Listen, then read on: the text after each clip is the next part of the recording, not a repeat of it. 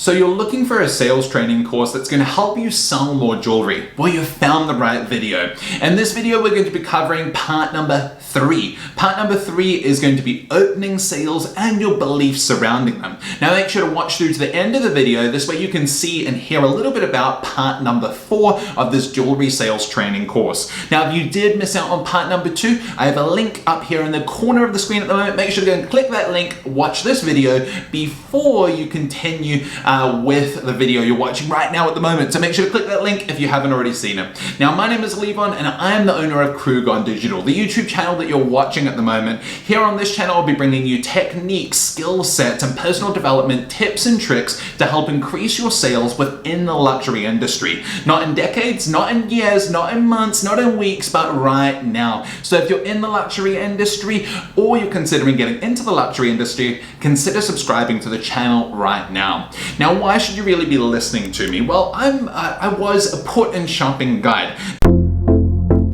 You have tray after tray of settings to pick. This is the Levian around for a shopping emergency. Meaning I'd be the person on board Royal Caribbean and celebrity cruise ships teaching guests where to shop and how to shop in the different Caribbean ports. So there'd be 3,000 to 6,000 people coming on board the ship every single week. And the excuses would rush through my head. You know, there'd be families, there'd be young people, there'd be old people, there'd be everything in between, people from every country on the planet.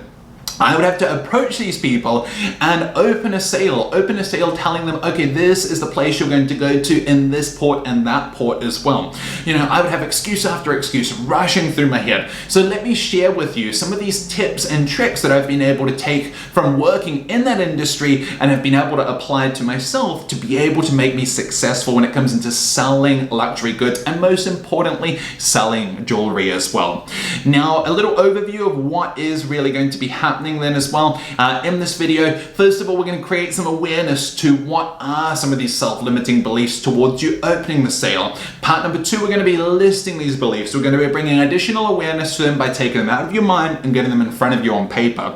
Then part number 3, we're going to be asking you the question, are you confident? How confident are you?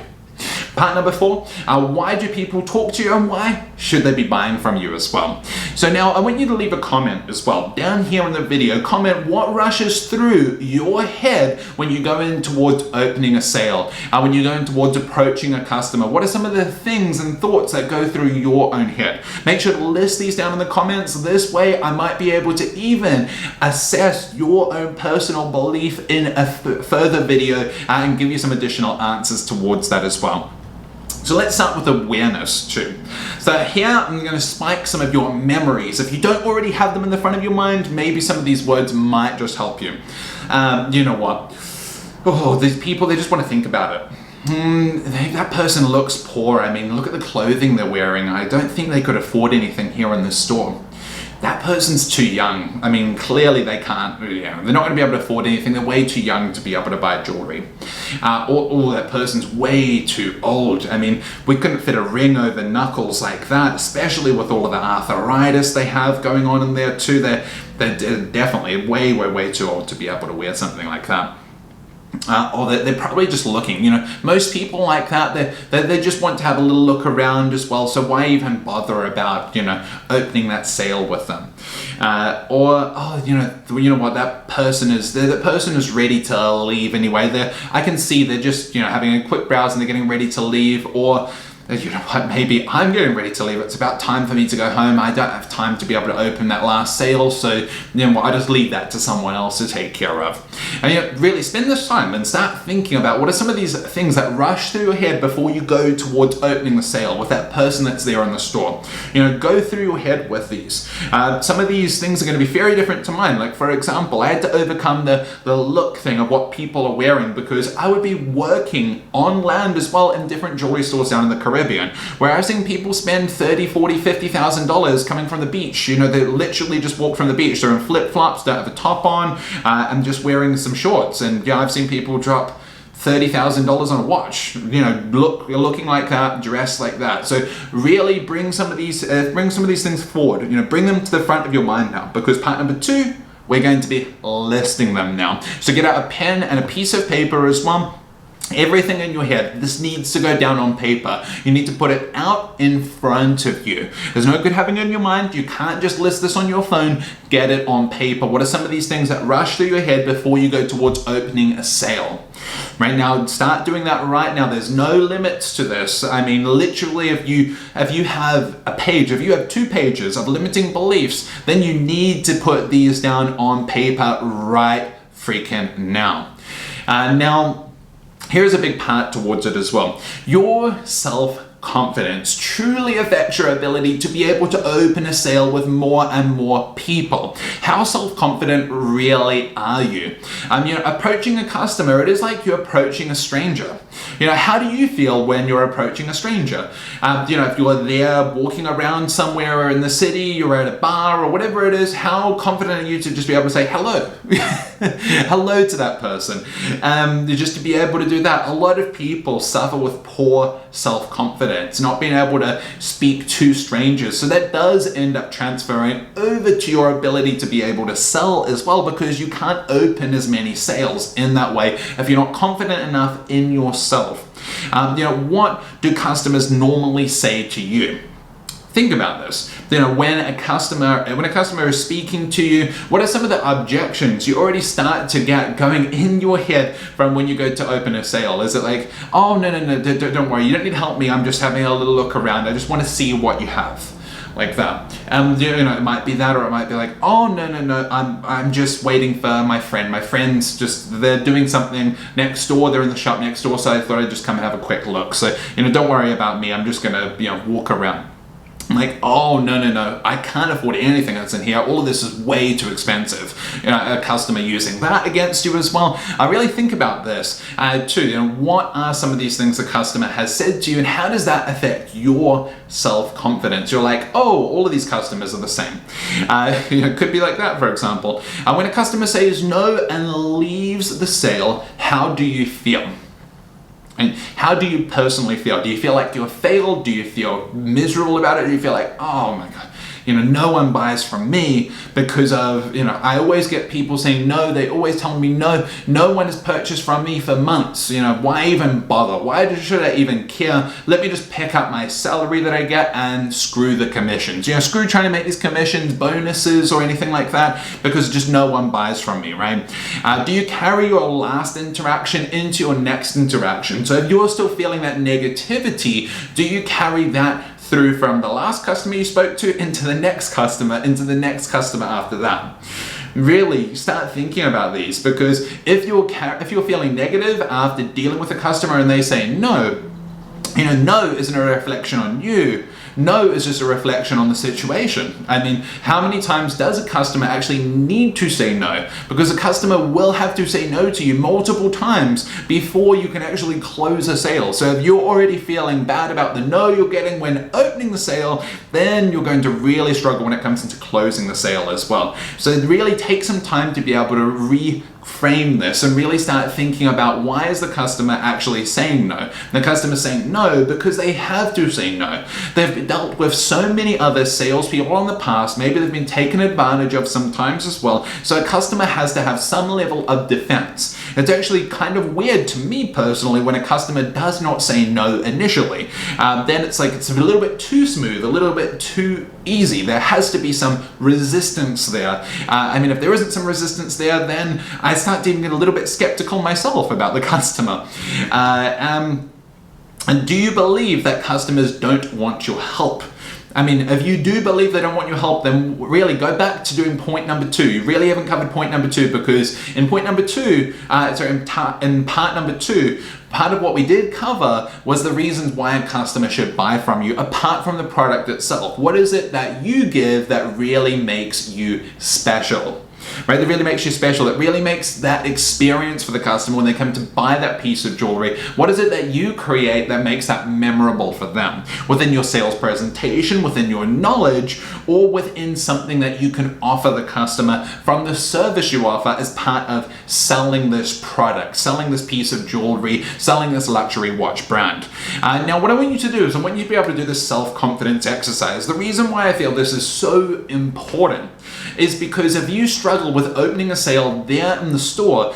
And what I want you to do is I want you to be able to put yourself in an uncomfortable environment, an environment where you would struggle to be able to speak to a stranger, struggle to be able to naturally open a conversation. I find so many people are after techniques when you should really believe that the sale is already open, that like everyone wants to talk to me because I know my shit. Like, I know what I'm talking about, and I create phenomenal experiences for people when they come in and buy from me. If you believe that, simply just going up to a customer and saying, "Hi, my name's Levon. Nice to meet you. You know, I work, blah, blah, blah," and take them over to what it is you want to be able to show them, or ask them, what is it that you're shopping for? Have you been here before? Oh my God, let me show you this. With that real genuine excitement, because you believe everyone actually wants to talk to you, and you believe the sale is always actually open because the person walked into the store.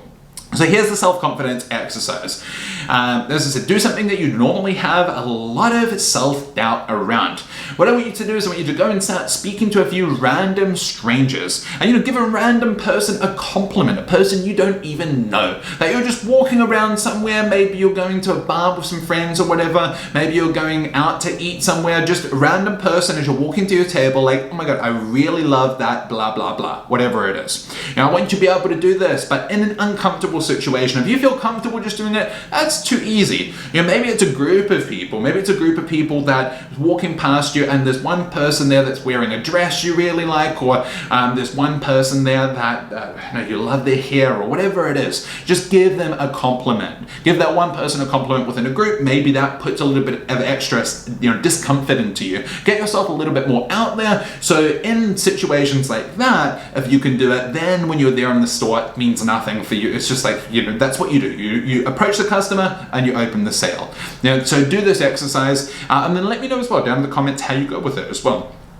Okay, part number 4, why do people want to talk to you and why do they want to buy from you? So now you should have already created this list though in the previous part, but I want you to really expand on this. I want you to go back into it again, and now I'm going to give you some additional tips of maybe some things to add into it that you did not think of initially.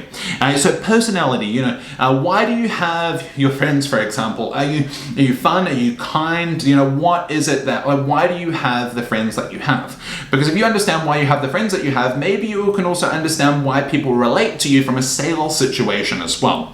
Now, what about industry knowledge? Where have you been trained? Have you done training with the GIA? Have you done training with De Beers? Have you done training with X, Y, and Z brand? Have you been trained by a famous person that not many people know? Have you paid for mentorship from, let's say, a sales training expert of some kind as well? What are some of the industry knowledge that you have that others don't have that allows you to present in such a unique fashion, or a fashion that is so different to what others would do, that really sells you and sells the service that you offer on top of the product itself? What have previous customers purchased from you, and why have these customers purchased from you as well? Do you have a few regular customers that maybe come into the jewelry store that you're working in? Have you ever asked them, Larry or Bob, or I don't know, Sandy, let's say, why is it that you always come back and buy from me? Once you've built a relationship with, just ask them that question, why? Or maybe you feel a little bit uncomfortable doing it, get your jewelry store manager. Get your manager to ask that customer, why you purchased from X person, and then the jewelry store manager can just say, we're just getting feedback from customers as well, so I can then enhance the jewelry store sales representative's training. So maybe even get your manager to ask these questions as well, because maybe you don't know exactly why your common customers are buying from you. You listen to the customer's needs. Do you listen to that customer's needs so much more than others that you're really paying attention to it? You remember that customer's son's birthday, so then that way when that customer's son is having their birthday, you're able to give that customer a call and say, I just wanted to wish your son a happy birthday, and by the way, we have a bunch of these new timepieces in as well. If you are wanting to get a gift for him, we're the place. I'll have one put aside for you. I think I've got one that he would absolutely love. Something like that as well can make a big difference too. Do you know fashion trends? Do you know the fashion trends and where these trends are going, so you can match jewelry towards these as well? Can you match jewelry with every skin tone? Like, do you know what gold color, pink gold? Do you know white gold? Do you know yellow gold? And what color of gold goes perfect with each skin tone as well? Do you know what setting is going to be perfect for someone that maybe has a birthmark on their upper part of their chest when they're wearing a pendant, for example? Or maybe it's not a pendant, maybe it's a much bigger look, maybe it's a gemstone of some kind, and there's a few different types of settings we're going to put up here on the screen too, so you can see what I'm talking about there. But that is part number 4. Remember this: if you have less reasons why people should be buying from you compared to the reasons they have why they don't want to buy from you, then the customer is going to walk away. But if you have more reasons, then the customer is going to stay, and you're going to be able to create and close more sales. And in this case, you're going to be able to open more sales as well to start with, because that's where we're at the moment. Now, my book recommendation for you is part of this part of the jewelry sales training course is Sell or Be Sold by Grant Cardone. Make sure to check out this book. This book is very much about creating the belief of why you're sold on what it is you sell, and you're sold so much more on it than what the customer already is, because the person with the strongest reality, let's say, is going to be the person that's going to win, the person that's going to close more sales. So if you have not checked out this book, there'll be a link down in the description of the video so you can download it directly from Amazon straight onto your Kindle, or you can pick up the paperback version of it as well. So just scroll on down, click on that link, and make sure to pick up that book as well. Now we're going to move into the next part. We're moving into part number 4. Part number 4, like that. We're going to be covering now opening the sale. I'm going to give you some techniques as well, because I know people always ask for these. What are some of the techniques that I can actually use to be able to open the sale? Now that we've been able to talk about some of the beliefs, let's put some structure and words behind it now as well. So that's what we're going to cover in part number 4, techniques, actual techniques, wording of how you can open these sales as well. So make sure, again, subscribe to this channel, click the bell icon as well. This way you'll be notified when part number 4 is up for the jewelry sales training course. I'm going to see you in part number 4.